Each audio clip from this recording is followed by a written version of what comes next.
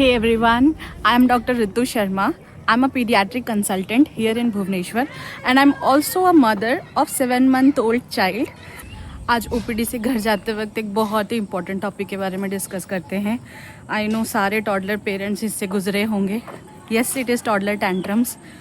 तो अगर आपका भी बच्चा ज़मीन पे लोट-पोट हो जाता है, कोई कहीं पे भी ज़मीन पे लोट-पोट हो जाता है, उसकी डिमांड पूरी ना हो तो, या फिर चिल्लाने लगता है, आपको मारने लगता है और आप बहुत एम्बैरेस्ड फील करते हैं कि ये क्या हो रहा है, आपको लगता है कि आपकी बैड पेरेंटिंग है या बच्चे का बैड बिहेवियर है, तो मैं आपको बता दूं कि ना आपकी बैड पेरेंटिंग है ना ये बैड बिहेवियर है. ये बच्चे का नॉर्मल फिजियोलॉजिकल रिस्पॉन्स है जिसको कि टॉडलर टैंट्रम्स कहते हैं.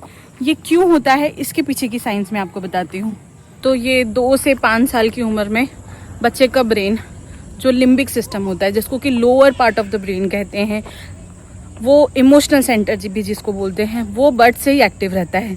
लेकिन जो प्री फ्रंटल कॉर्टेक्स है जिससे कि बच्चे के बिहेवियर और इमोशनल कंट्रोल या फिर लॉजिकल थिंकिंग, रीजनिंग, ये अभी तक डेवलप नहीं हुआ रहता है. To add on to this, बच्चे का लैंग्वेज डेवलपमेंट पूरा नहीं हुआ रहता है. तो बच्चा अपने इमोशनल चीज़ों को एक्सप्रेस नहीं कर पाता है, जिसकी वजह से अगर उसकी कोई डिमांड फुलफिल नहीं हुई या उसकी कोई ज़िद पूरी नहीं हुई या वो कभी एक्सप्रेस नहीं कर पाया, तो वो emotional outburst in the form of tantrum show करते हैं.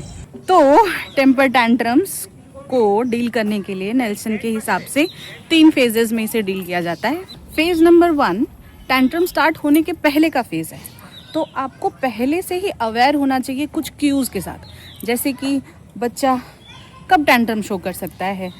बच्चा अगर वो भूखा हो, अगर वो बहुत थक रखा हो, या फिर अगर वो उसकी डिमांड नहीं फुलफिल हो, या फिर वो एक एक्टिविटी से दूसरे एक्टिविटी में ट्रांजिशन होता हो, तो बहुत लाइकली है कि वो टैंट्रम शो करें. तो उस दौरान लंबी जर्नी नहीं करनी है. और अगर कहीं जाना ज़रूरी है तो पहले से ही एक्सपेक्टेशन क्लियर कर दें बच्चे के साथ कि बच्चा, हम स्टोर जा रहे हैं, आपको ज़िद नहीं करनी है, आपको वहाँ पे किसी भी सामान के लिए डिमांड नहीं करना है, आपको मेरे साथ रहना है. और अगर बच्चा अप्रोप्रिएट बिहेवियर शो करता है तो आप उसे ट्रीट दीजिए, आप उसे प्रेज़ करिए कि बच्चा तुम आज बहुत अच्छा करे. तो इससे पॉजिटिव रीइंफोर्समेंट होता है, इसे रिवॉर्ड थेरेपी कहते हैं. दूसरा फेज़ है हैंडलिंग द मेल्टडाउन. अगर बच्चा टैंट्रम फेज़ में जा चुका है और एकदम रो रहा है, चिल्ला रहा है, मार रहा है, एकदम out of control outburst, emotional outburst में ऑलरेडी जा चुका है, तो आपको काम रहना है, आपको न्यूट्रल रहना है, आपको उसे बिल्कुल चिल्लाना नहीं है, आपको उस पर गुस्सा नहीं करना है, आपको उसे डांटना नहीं है, आपको उसे धमकाना नहीं है, ना ही आपको उसको काउंट डाउन करने की कोशिश करना है. तो इस टाइम पे उसका इमोशनल ब्रेन हाईजैक कर चुका है प्री फ्रंटल कॉर्टेक्स को. अब उसका ब्रेन फाइट, फ्लाइट और फ्रीज रिस्पॉन्स शो करता है. उसे लगता है उसे ये जो भी उसकी डिमांड फुलफिल नहीं हो रही है या इमोशनल आउटबर्स्ट एक डेंजर सिग्नल की तरह परसीव होता है. उसका प्री फ्रंटल कॉर्टेक्स बिल्कुल काम नहीं करता है. इस टाइम पे वो बिल्कुल समझने की कैपेसिटी में नहीं है कि क्या सही है क्या गलत है. तो उस स्टेज में आपको काम होना है, उसे समझाने की बिल्कुल कोशिश नहीं करनी है, उसे काम डाउन करने की बिल्कुल कोशिश नहीं करनी है. आपको बस वो चीज़ खड़े होकर करके सुनना है कि बच्चा क्या कर रहा है. और अगर आप कोई स्टोर या कोई मॉल में हो और बच्चा टैंट्रम शो करने लगे, पावर स्ट्रगल करने लगे, तो आपको क्या करना है. वहाँ पे आपको बच्चे को बोलना है कि बच्चा, आप कार में खुद चल के जाएंगे या मैं आपको उठा के लेके जाऊँ. तो इसमें क्या है ना, बच्चे को ऑटोनॉमी और अथॉरिटी वाली फीलिंग आती है, जिसके एक वजह से उसके दिमाग थोड़ी देर के लिए डिस्ट्रैक्टेड होता है फ्रॉम द टैंट्रम. कुछ माइल्ड टैंट्रम अगर शो करता है तो आपको एक्टिवली इग्नोर करना है, ना ही उसको पॉजिटिव रिएक्शन देना है ना नेगेटिव रिएक्शन देना है, क्योंकि दोनों ही रिएक्शन से आपके बच्चे का टैंट्रम और रीइंफोर्स होगा और एस्केलेट होगा. Now the last phase number 3, that is time out या सेफ स्पेस. अगर बच्चे का बिहेवियर किसी अनसेफ जगह पे है तो उसे सबसे पहले सेफ जगह पे लेकर के आना है और उसे टाइम आउट दीजिए.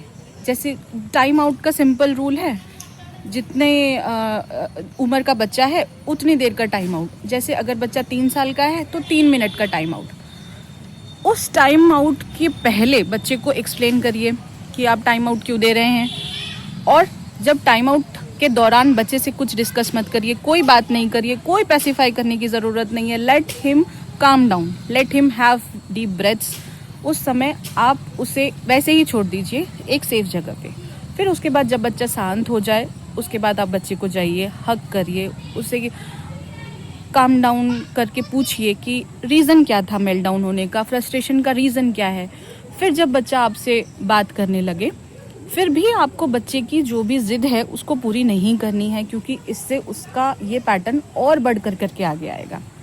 और बहुत बार ये टैंट्रम बिहेवियर में जब बच्चा रोता है तो रोते रोते ब्रेथ होल्डिंग स्पेल्स तक भी जा सकता है। ब्रेथ होल्डिंग स्पेल में बच्चे की सांस रुक जाती है, बच्चा नीला पड़ सकता है, पीला पड़ सकता है और बहुत बार दौरे भी पड़ सकते हैं। तो इस टाइम पे भी आपको पैनिक नहीं करना है। बहुत बार breath holding spells iron deficiency anaemia के साथ एसोसिएटेड होता है, तो आप अपने पीडियाट्रिशियन से कंसल्ट करके उसका हीमोग्लोबिन चेक करा के आयरन की सिरप दे सकते हैं। उसके अलावा ये ब्रेथ होल्डिंग स्पेल्स को भी आपको पॉजिटिवली या नेगेटिवली रिएक्शन नहीं देना है, आपको काउंट डाउन होना है, पैनिक नहीं करना है, क्योंकि आप अगर उसकी डिमांड पूरी कर देंगे ड्यूरिंग ब्रेथ होल्डिंग स्पेल्स तो वो बार बार वैसी बिहेवियर शो करने लगेंगे। तो या I know the terrible toddlers, ये टॉडलर्स की समस्याएं सारे पेरेंट्स के साथ होती है। बी काम and this is just a phase, this phase will obviously go away and be informed.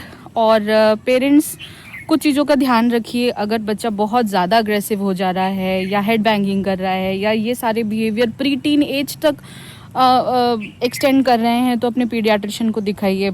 उसके बाद बच्चा बिहेवियर घर से सीखता है, वो गुस्सा कंट्रोल करना अपने पेरेंट्स से सीखता है, आप ही उसके मॉडल हैं। सो यस, मॉडल द काम you want in your child. So that's it for today. I hope you like this video. I'll be doing much more videos like this, and thank you everyone for watching. If you like this video, do like, share, comment and subscribe to my channel Dr. Ritu on the go, and follow me on my Instagram ID @ritu.sharma17_pediatrician. Until then, keep your little ones happy and smiling. Bye bye. See you in the next vlog.